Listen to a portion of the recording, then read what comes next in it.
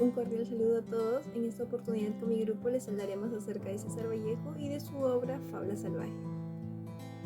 Buenas tardes, el que les habla es el estudiante Luis Montico de la Universidad de César Vallejo.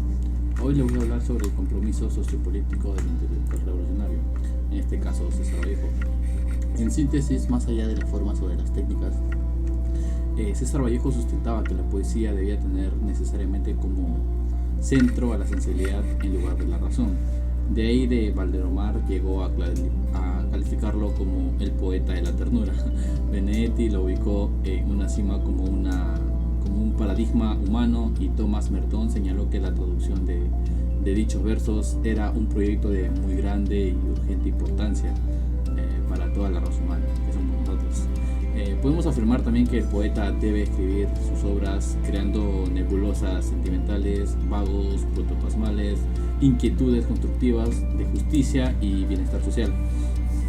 Estaba plenamente convencido que mientras más personal era la accesibilidad del poeta, su obra sería más universal y colectiva. A su criterio no podía ser un poeta que aquel era insensible ante la tragedia obrera.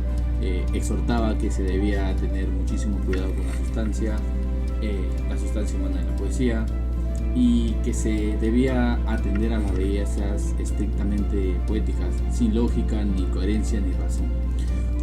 Por lo tanto, de los aspectos que me llaman la atención es que fue un escritor e intelectual comprometido con el interés de su pueblo, y que bajo la perspectiva de su posición política marxista, el de la marxista heterodoxa, escribió obras como El Tungsteno, la obra Paco Yunque, muy famosa, la obra Rusia en 1931, Lot Out, Los Hermanos Colachos, El Arte y la Revolución, entre otras. Esto con el objetivo de lograr un cambio en la conciencia de los hombres, y buscaba que ellos aprendan a defender sus derechos inalienables. Eso es todo, muchas gracias. César Vallejo y el Grupo Norte. Se sostiene que el Colegio San Carlos y San Marcelo fueron las instituciones que hicieron posible la Bohemia. La Universidad de la Libertad es donde finalmente se formalizó el grupo, y la mayoría de los miembros de la Bohemia de Trujillo eran nativos del norte, ¿no? Pero no necesariamente eran de Trujillo. Pero todos, menos Vallejo, fueron educados en las aulas de la mencionada escuela, o eran de San Juan o el centro educativo de renombre. Cabe mencionar que casi todos los miembros de la Bohemia trabajaron escribiendo para una revista. Esto no era una forma de estudiar literatura o ganarse la vida, solo era el acceso a la prensa que les dio la vía cultural de Trujillo, permitiéndoles leer su obra en otras ciudades o medios del país. Además de difundir su trabajo propio, los periódicos eran espacios de discusión. Por lo tanto, no sorprende que los bohemios se dedicaran a la poesía en las páginas de las revistas, a través de breves comentarios y reseñas, y como defensa contra los ataques de sus rivales. La poesía de Vallejo tuvo así uno de sus primeros y más importantes valedores en cómo fue Antenor Orrego y José Euregio Garrido, que fue uno de sus prosistas. El emprendimiento tenemos como, según el enfoque institucional, define como la decisión de entrar o no a una industria condicionado por factores específicos que corresponden a una actitud básica que algunas personas reconocen como oportunidades y aceptan riesgos. Asimismo también la emprendimiento permite agilizar la economía regional, dando una respuesta productiva a la competencia externa. Pues en eso tenemos lo que existen dos tipos que es la economía empresarial, que es la creación de riquezas, producción y el crecimiento económico. Tenemos la economía social, donde que busca reducir los problemas sociales en nuestro entorno, de los cuales nosotros tenemos que tener en cuenta que son 4 aspectos del emprendimiento cultural, que son la valor cultural, que nos inculcaron desde nuestra niñez hasta crecer. También podemos tener la identidad cultural en la comunidad, como lo tomamos, como por ejemplo en la religión. Tenemos lo que es la práctica cultural y el liderazgo. Gracias a eso podemos crear, innovar y generar ingresos hacia la empresa, y también ser nosotros como la sociedad reducir todos los problemas que pueda haber.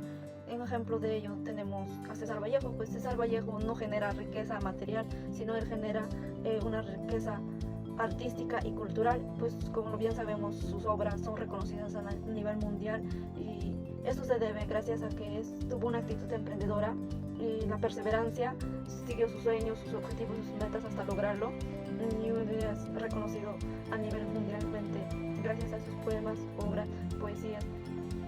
Muchas gracias.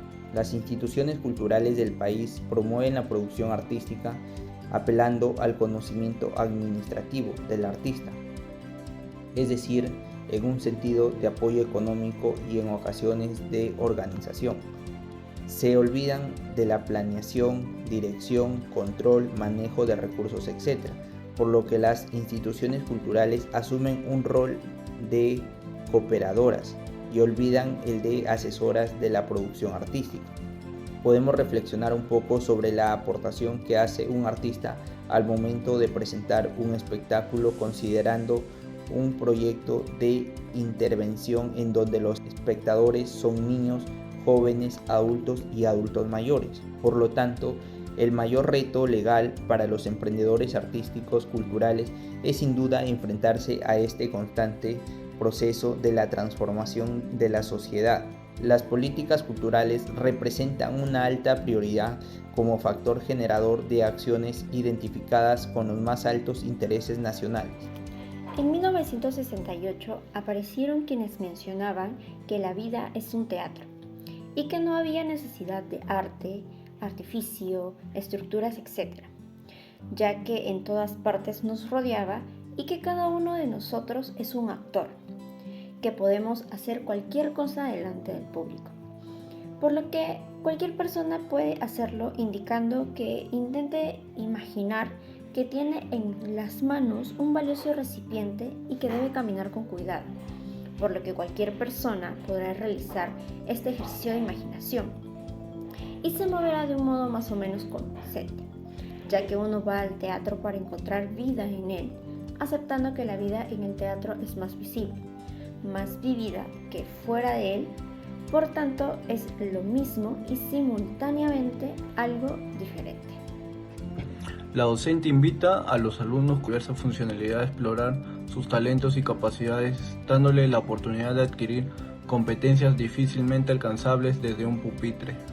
Cada alumno tendrá la oportunidad de romper y superar sus propias barreras de comunicación y movimiento pudiendo llegar al corazón del público a través del asombro y la emoción, dándole a entender que cerca de los grandes beneficios el teatro ha aportado a la escuela, a mis alumnos con diversa funcionalidad y a sus familias y profesores, explorando lo que el cuerpo puede transmitir más allá de lo que vivimos.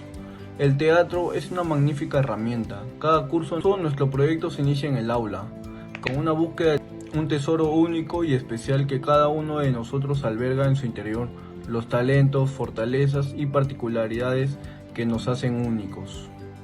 En la novela Fábula Salvaje, en las primeras páginas, nos presentan los retratos que serán los más significativos. Sin embargo, tendremos más datos de Balta que de su mujer. El retrato del protagonista es pálido, anguloso, de sana mirada agraria, alto y siempre alegre. Es un hombre no inteligente, pero de gran sentido común y equilibrado. Estudió sus 5 años de instrucción primaria y su ascendencia es por parte de tribus de Fragor. Había crecido como un animal racional.